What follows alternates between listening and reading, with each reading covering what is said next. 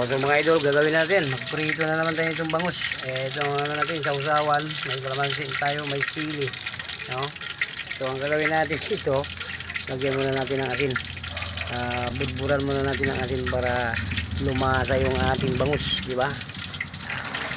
Bigyan ng konting asin mga idol para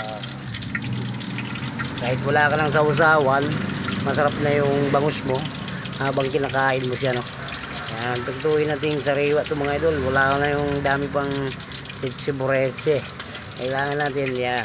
Kailangan natin ng ayusin lang natin pag lamas-lamasin natin para maghalo yung asin na nilagay natin. Yan. Siyempre mga idol, so puputok na itong bangus na to. Maglagay muna tayo ng so ito po, maglagay na po tayo. Lagyan na po tayo. Lagyan natin ng cornstarch para hindi siya sasabog. So let's go mga idol, maglagay na po tayo. Yeah, di ba? Hindi yan siya magingay mga idol. Lagay ulit natin dito. Kasi pag walang cornstarch yan, hindi ka makalapit yan. Kasi sasabog yan. So dalawang ulo muna unahin natin paglagay. Yeah. Saka dalawang buntot, no? Ilagay natin. Yan. Babad muna natin dito sa cornstarch para dito sasabog. Lagay ulit natin dito.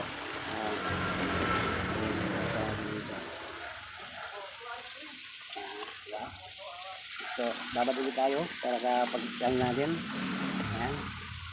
Babad natin para hindi siya sasabog. Pag hindi mo lagyan ng cornstarch yan mga idol, sasabog yan. Hindi ka makalapit dito sa ating prituhan, no? Yung bangus, medyo ano lang kasi yan. Pagka magprito ka niyan, lagyan mo siyang cornstarch para hindi siya tumatalsik. Nilagyan natin yun po. Marami pa tayong isasalang. So, habang sinasalang natin, gagawa tayo ng sausawan natin. So, nakarigil, nakahugas tayo mga idol. Ayan. So, balik tayo mga idol.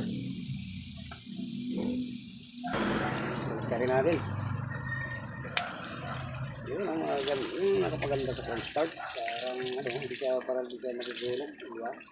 Hindi siya mangingitim, mga idol. Ang ito na mga idol. Okay lang. Puti lang sa tingnan kasi may cornstarch ko siya.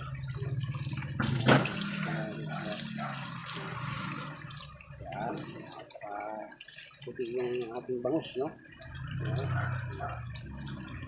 Yan.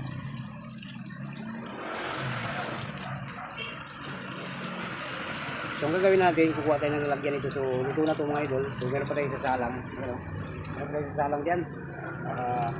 Habang nagsasalang ito, ito na nga yung sausawan yan. Yan, nagawa natin yung sausawan para dun sa prito natin. Yan, diba? Ang nilagay ko dyan, yung puti na sibuyas, white onion, no? So balik tayo mga idol. Kuha mo na tayo ng lagyanan. So hakunin na natin yan. So ito na may papalit natin. Itong pangalawang salang natin. Let's go. So mga idol ay naluto. Mayroon tayong naluto dito. Ito. Ito po itong bangus natin. Nakaluto na tayo. Ito na yung kanin natin. Kahintay na. So malapit lang yung pinipilitin natin. Ito nakaluto na tayo. Nakaluto na tayo. So ito na yung sausawan natin. So hindi pa natimplahan ng tuyo. So ito ginagawa ko pa lang. Habang nagpiprito nga tayo, ginagawa ko pa lang yung sausawan natin. So babalik tayo mamaya mga idol pag finish na yung trabaho natin. Let's go. So ito na mga idol. Luto na to. Ito na yung pangalawang salang natin. Mabilis lang siya maluto. Kasi sobrang init na masyado yung tiga natin. So ito itong isda kasi itong bangus. Mabilis lang maluto to. Saka di kaya ng mga karning baboy, matagal yan. So ito mabilis lang to. So mabilis lang talaga siya maluto dahil sa lakas ng apoy mga idol. Kaya pinatay ko na yung apoy yan. Dito na natin lagay. So ito na nga yung finished product natin na yung luto natin dyan. So ito may hinahon pa tayo dito. Napakadami nito mga idol. So hanggang mamayang gabi na itong ulam nito mga idol. Yan. Diba? So ano po mga idol, saglit lang dito ito mga idol. Ayan, diba? So, saan ka po mga idol? Ito ka agad. Ayan, ito na yung luto natin. Wow, sarap mga idol.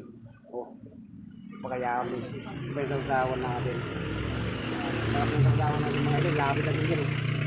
Sarap, so palagay muna natin dito. Ayan. Tsaka itong Sausawan natin, dikit natin dyan. Wow, napakasarap mga idol. So ito na yung naluto natin yung pritong bangus mga idol. So ito, so tapos na nga tayo nagluto. Ito na yung sausawan natin, naka-ready na yan. So di lang makita yung sibuyas, so puting sibuyas ang ginamit natin dyan. So dating sausawan, no? So ito na nga mga idol.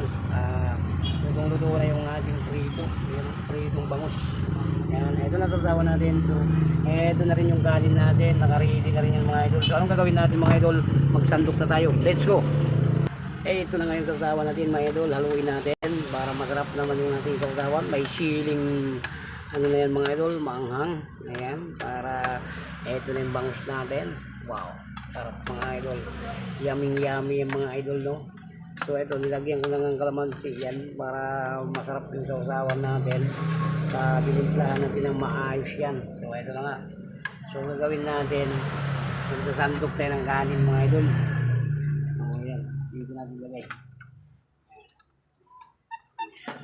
Ito muna natin yung kutsara. So ano pa mga idol, naka-ready na yan. Ito na yung kanin natin. At saka ito na yung sausawan. Ito na yung bangus natin na ulam natin. So ano pang gagawin mga idol? So dalhin na natin doon sa kainan natin. So let's go mga idol. So pakals na. Kainan na mga idol ang gagawin natin.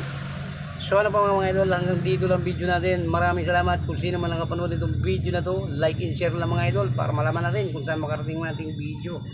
Maraming salamat po sa inyo. Bye bye na po sa inyo.